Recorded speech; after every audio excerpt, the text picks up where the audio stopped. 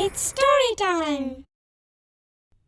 கொள்ளை போக இருந்த வைரங்களை ஒரு காவலாளியால காப்பாற்ற முடிஞ்சுதான்னு இந்த கதையில பார்க்கலாம். இது வரைக்கும் நம்ம சேனலுக்கு சப்ஸ்கிரைப் பண்ணலைன்னா உடனே சப்ஸ்கிரைப் பண்ணி பக்கத்தில் இருக்கிற பெல் பட்டனை கிளிக் பண்ணுங்க. மேஜிக் போர்ட் சேனல்ல நம்ம ஸ்டோரிஸ் இப்போ அனிமேஷனில் வருது. டிஸ்கிரிப்ஷனில் இருக்கிற லிங்கை கிளிக் பண்ணி மேஜிக் போர்ட் சேனலையும் சப்ஸ்கிரைப் பண்ணிக்கங்க. ஸ்டோரி டைம் தமிழ் சேனலுக்காக உங்களுடன் ரவிசங்கர் பாலச்சந்திரன். கதையை கேட்கலாம் வாங்க. வாலாஜாபாத்ங்கிற ஊரில் வல்லபதாஸ்னு ஒருத்தர் வைர வியாபாரம் பண்ணிக்கிட்டு இருந்தார். அந்த ஊரில் இருந்த ஒரு முக்கியமான தெருவில் தான் அவரோட தனி பங்களா இருந்துச்சு. பங்களாவோட முன்பக்கத்தில் இருந்த ஒரு அறையத்தான் அவர் கடையாக மாற்றி இருந்தார். கடைக்கு வர்ற பெரிய பெரிய பணக்கார வாடிக்கையாளர்களுக்கு காட்டுறதுக்காக வைரங்களை அவர் தேர்ந்தெடுத்து வாங்குவார். அப்படி தேர்ந்தெடுத்து வாங்கின வைரங்களையும் தன்னோட வாடிக்கையாளர்களுக்கு அவரே காட்டுறதுக்கு விருப்பப்படுவார். அதனால அவரோட கடையில் ஊழியர்கள்னு யாரும் கிடையாது. விலை உயர்ந்த வைரங்களை அவர் வாங்கி விற்கிறாரு. வீட்டிலேயே இருப்பு வச்சிருக்காரு. அதனால பாதுகாப்புக்காகவாவது யாராவது ஒரு காவலாளியை நியமிக்கணும் அப்படின்னு வல்லபதாஸோட வீட்டில் சொல்ல ஆரம்பிச்சாங்க. வல்லபதாஸ்க்கும் இது ஒரு நல்ல யோசனையா தோணினாலும் யாரையும் அவரால் நம்ப முடியல. அதனால காவலாளியை நியமிக்கிறத காலம் தாழ்த்திக்கிட்டே வந்தாரு. ஆனா முன்ன மாதிரி இல்லாம இப்ப வல்லபதாஸ்க்கும் கொஞ்சம் வயசாயிட்டதுனால இனிமே ஒரு காவலாளி அவசியம் அப்படிங்கிறத அவரும் புரிஞ்சுக்க ஆரம்பிச்சாரு. வேலைக்கு வரப்போற காவலாளி நல்ல உயரத்தோடையும் எடையோடையும் இருக்கணும், இளமையா இருக்கணும், இதை தவிர ரொம்ப நேர்மையாவும் இருக்கணும் அப்படின்னு அவரு நினைச்சாரு. ஆனா அவர்கிட்ட வேலை கேட்டு வர்ற காவலாளிகள் எல்லாம் உயரம் இருந்தா எடை இருக்கிறதில்ல, எடை இருந்தா உயரம் இருக்கிறதில்ல. இது ரெண்டும் இருக்கிறவங்க இளமையா இல்லாம நடுத்தர வயசுக்கு மேல இருந்தாங்க. அப்படியே ஒருத்தர் வல்லபதாஸ் எதிர்பார்க்கிற எல்லா தகுதிகளோடையும் இருந்தாலும் வல்லபதாஸுக்கு அவங்களோட நேர்மை மேல சந்தேகம் வந்துடும். இவரோட முகமே சரியில்லை, இவரோட பார்வையே சரியில்லை, இவர் நடந்துக்கிற விதம் சரியில்லை அப்படின்னு ஏதாவது ஒரு காரணத்தை சொல்லி அவரே அந்த காவலாளிய வேலையில சேர விடாம பண்ணிடுவாரு. இப்படியே வல்லபதாஸ் காவலாளிய தேர்ந்தெடுக்கிறதுக்கு 2 வருஷம் பண்ணிட்டாரு. 2 வருஷ முடிவுல ராம்சிங்னு ஒரு காவலாளி அவரை தேடி வந்தாரு. ராம்சிங் நேபாள நாட்டை சேர்ந்தவர். காவல் பணியில அவருக்கு நல்ல முன் அனுபவம் இருந்துச்சு. அது மட்டும் இல்லாம வல்லபதாஸ் எதிர்பார்த்த அளவுக்கு உயரத்தோடையும் எடையோடையும் இளமையாவும் இருந்தாரு. முக்கியமா அவர் வல்லபதாஸோட கண்ணை நேருக்கு நேர் பார்த்து பேசினதோட மட்டும் இல்லாம ரொம்ப பணிவாவும் நடந்துகிட்டாரு. அது வல்லபதாஸுக்கு ரொம்பவே பிடிச்சு போச்சு. வல்லபதாஸ் அவரை தன்னோட பங்களாவுக்கு காவலாளியா நியமிச்சாரு. ஆனா பெரும்பாலான நேரம் ராம்சிங்க தன்னோட கடைக்குள்ள அனுமதிக்காம அவருக்கு ஏதாவது ஒரு வேலையை கொடுத்து ராம்சிங் தோட்டத்திலேயே இருக்கிற மாதிரி பார்த்துக்கிட்டாரு. ராம்சிங் மேல தனக்கு முழு நம்பிக்கை வர வரைக்கும் அவரை கடைக்குள்ள தன்னால அனுமதிக்க முடியாதுங்கிறத வல்லபதாசும் புரிஞ்சுக்கிட்டு இருந்தாரு.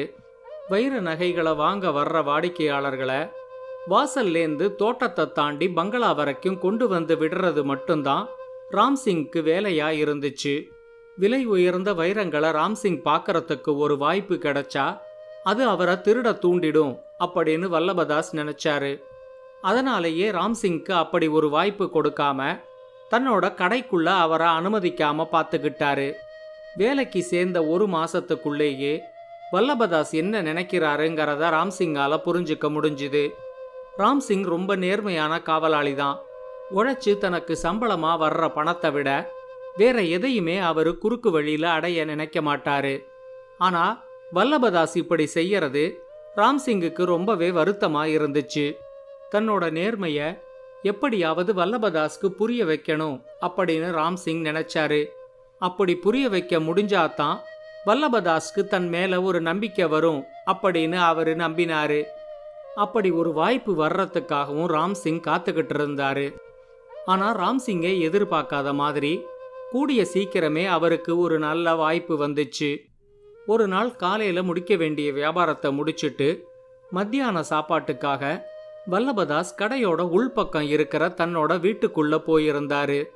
ராம்சிங் வழக்கம் போல தோட்டத்தை தாண்டி பங்களாவோட முக்கிய நுழைவு வாயில் இருக்கிற இடத்துல காவல் இருந்துகிட்டு இருந்தாரு. அப்ப வல்லபதாஸோட கடையை தேடி 2 வாடிக்கையாளர்கள் தயங்கி தயங்கி வர்ற மாதிரி ராம்சிங்க்கு தோணுச்சு. அப்படி வந்த வாடிக்கையாளர்கள் எந்த வண்டி வாகனத்திலையும் வராம நடந்து வந்தது ராம்சிங்க்கு கொஞ்சம் புதுமையா இருந்துச்சு. அவரு அந்த வாடிக்கையாளர்கள் கிட்ட, ஏன் தயங்கி அங்கேயே நின்னுட்டீங்க, உள்ள வாங்க அப்படின்னு சொன்னாரு. அவங்க 2 பேரும் தயங்கி தயங்கி ராம்சிங் இருக்கிற இடத்துக்கு வந்தாங்க. அவங்க ராம்சிங் கிட்ட வல்லபதாஸ் இருக்காரா அப்படின்னு கேட்டாங்க. அவங்க 2 பேர் முகத்தையும் எங்கேயோ பார்த்திருக்கிற மாதிரி ராம்சிங்க்கு தோணுச்சு. இந்த கடைக்கு அவங்க ஏற்கனவே வந்த ஒரு வாடிக்கையாளரா இருப்பாங்க அப்படின்னு ராம்சிங் தனக்குத்தானே நினைச்சுக்கிட்டாரு. அவரு அந்த 2 வாடிக்கையாளர்கள் கிட்டையும் வல்லபதாஸ் மதிய சாப்பாட்டுக்காக வீட்டுக்கு போயிருக்கிறத பத்தி சொன்னாரு. இப்ப அவங்க 2 பேரும் நேரடியாவே விஷயத்துக்கு வந்தாங்க. அவங்க ராம்சிங் கிட்ட, வல்லபதாஸ் வியாபாரம் செய்யறதுக்காக நிறைய வைரங்களை வாங்கி இப்ப இருப்பு வச்சிருக்கிறதா எங்களுக்கு தெரிய வந்துச்சு. அவருக்கோ உங்க மேல நம்பிக்கை இல்ல, உங்களை கடைக்குள்ள கூட விடாம தோட்டத்து பக்கத்திலேயே தான் வச்சிருக்காரு. அந்த வைரங்களை அவர் எங்க வச்சிருக்காரு அப்படிங்கிற தகவலை மட்டும் நீங்க எங்களுக்கு சொன்னா போதும். 1/2 மணி நேரத்துக்குள்ள எங்களால அந்த மொத்த வைரங்களையும் திருடிட முடியும். இந்த திருட்டு வைரத்தை நல்ல விலை கொடுத்து வாங்கறதுக்கும் எங்ககிட்ட ஒரு ஆள் இருக்கு. கிடைக்கிற பணத்தை நாம 3 பேரும் சரிசமமா பங்கிட்டுக்கலாம். இந்த ஒரே ஒரு திருட்டு சம்பவத்தை மட்டும் நாம பண்ணா கூட காலம் பூரா நாம பணக்காரனா இருக்க முடியும் அப்படின்னு சொன்னாங்க. அவங்க சொன்னதை கேட்டதும் ராம்சிங்குக்கு அவங்களோட முகம் ஞாபகம் வந்துடுச்சு. வேலூர் சிறைச்சாலையிலேருந்து 2 வருஷம் முன்னாடி தப்பிச்ச முனியனும் பக்கீரியும் தான் அது. இவங்க 2 பேரையும் கண்டுபிடிக்க முடியாம கண்டுபிடிச்சு கொடுக்கறவங்களுக்கு நல்ல பரிசு கொடுக்கறதா காவல் அதிகாரிகள் அறிவிச்சிருந்தாங்க. இப்ப ராம்சிங் அவங்க கிட்ட, நீங்க சொல்றது கேட்கறதுக்கு நல்லா தான் இருக்கு, நீங்க கொஞ்ச நேரம் இங்க காத்துக்கிட்டு இருங்க, நான் உங்களுக்கு தேவையான தகவலோட வரேன் அப்படின்னு சொல்லி அவங்க 2 பேரையும் அங்கேயே இருக்க வச்சுட்டு வல்லபதாஸை தேடி பங்களாவுக்குள்ள வந்தாரு. அப்பதான் சாப்பிட்டு முடிச்சு எழுந்திருச்ச வல்லபதாஸ் கிட்ட, யாரோ 2 வாடிக்கையாளர்கள் உங்களை தேடிக்கிட்டு வந்திருக்காங்க, அவங்கள உள்ள அனுப்பவா அப்படின்னு மட்டும் கேட்டாரு. வந்த வாடிக்கையாளர்கள் வைரங்களை பார்க்கும்போது ராம்சிங் அந்த வைரங்களை பார்க்க கூடாது அப்படின்னு வல்லபதாஸ் நினைச்சு ராம்சிங் கிட்ட, 2 வாடிக்கையாளர்கள் தான் வந்திருக்காங்களா, சரி நீ அவங்கள உள்ள அனுப்பு, இன்னும் 2 வாடிக்கையாளர்கள் வரணும், அவங்க வழி தெரியாம எங்கேயாவது நம்ம கடையை தேடிக்கிட்டு இருக்க போறாங்க, அதனால நீ வாசல்லையே காத்திருந்து யாராவது வழி கேட்டுக்கிட்டு வந்தா அவங்கள உள்ள கூட்டிக்கிட்டு வா அப்படின்னு சொல்லி ராம்சிங்க அனுப்பி விட்டாரு. ராம்சிங் வாசலுக்கு வந்து அங்க காத்துக்கிட்டு இருந்த முனியன்கிட்டையும் பக்கிரிகிட்டையும், வல்லபதாஸ் உட்கார்ற இடத்துக்கு பின்னாடி ஒரு இரும்பு பெட்டி இருக்கு, அங்கதான் அவரு வைரங்களை வச்சிருப்பாரு அப்படின்னு சொன்னாரு.